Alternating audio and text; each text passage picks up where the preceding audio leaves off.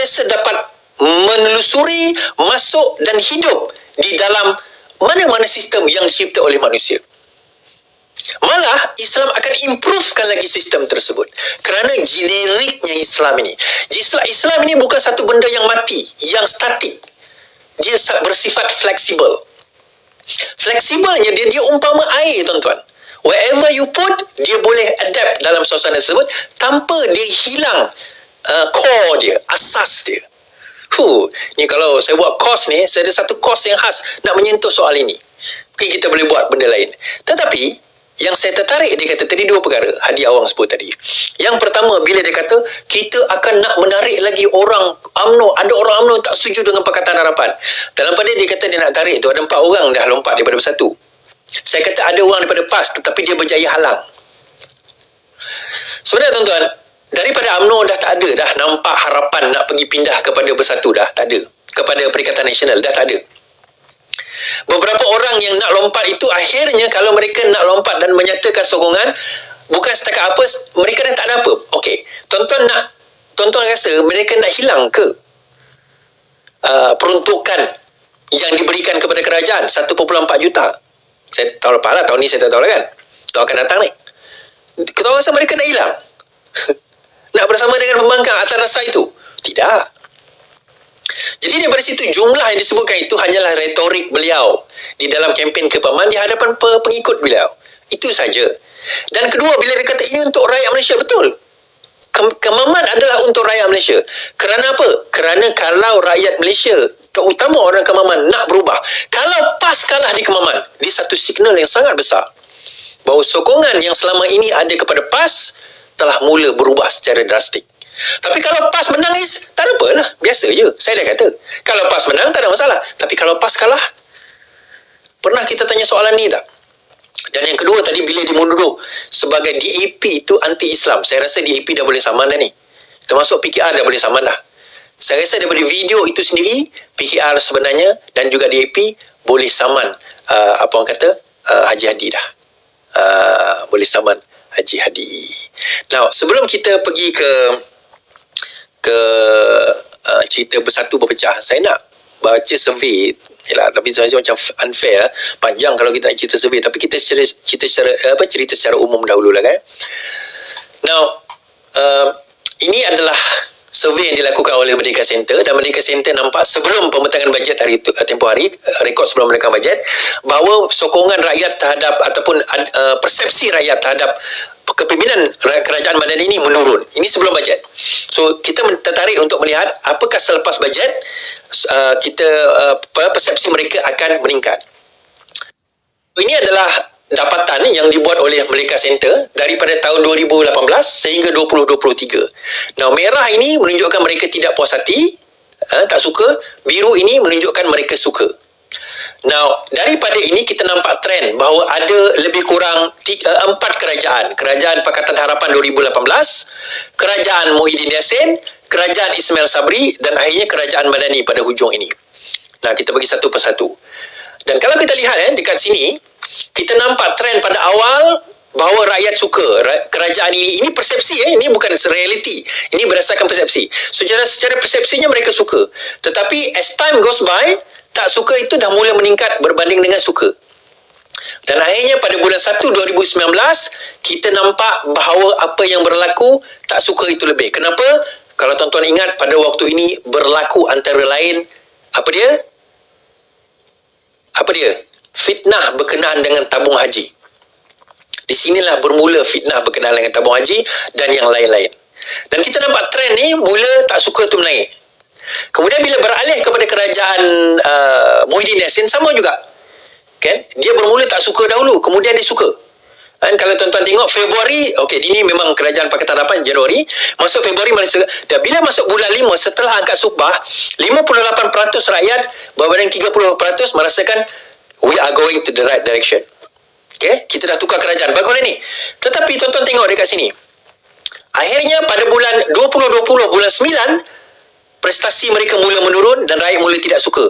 Kerana pada awalnya mereka menjanjikan itu dan ini, lepas itu negara tutup. Tetapi ada nampak peningkatan sedikit pada bulan November 2020. Kenapa tuan-tuan?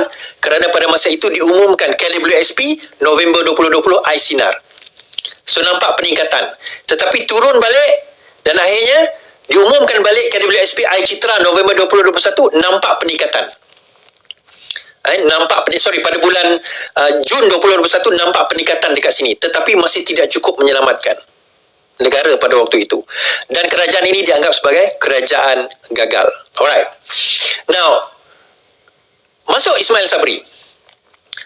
Ismail Sabri bermula dengan kerajaan ini dianggap sebagai gagal. Tetapi bila bertukar pada bulan 9, dia angkat sumpah pada Julai, Ogos, kemudian masuk bulan 9, Ogos itu Air Citra diumum ataupun Air Lestari kot. Tapi KWSP diumumkan dan mula naik. Tuan-tuan nampak mula naik, sokongan mula naik. Tetapi immediately terus turun sokongan tersebut. Sehinggalah pada November 2021, 22, pada waktu itu naik sedikit di sini kerana KWSP pada bulan Mac 2022 naik sedikit. Dan akhirnya kita tengok tetap juga kerajaan sokongan menurun.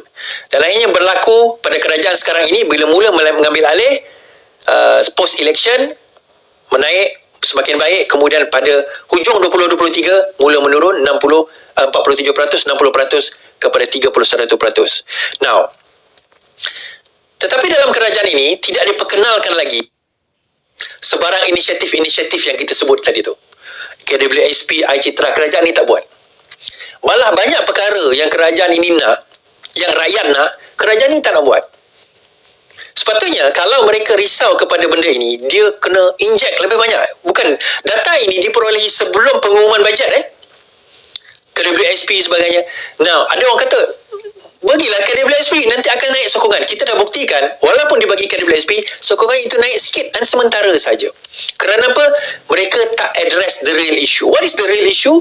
The real issue daripada semua ini adalah berkenaan dengan ekonomi.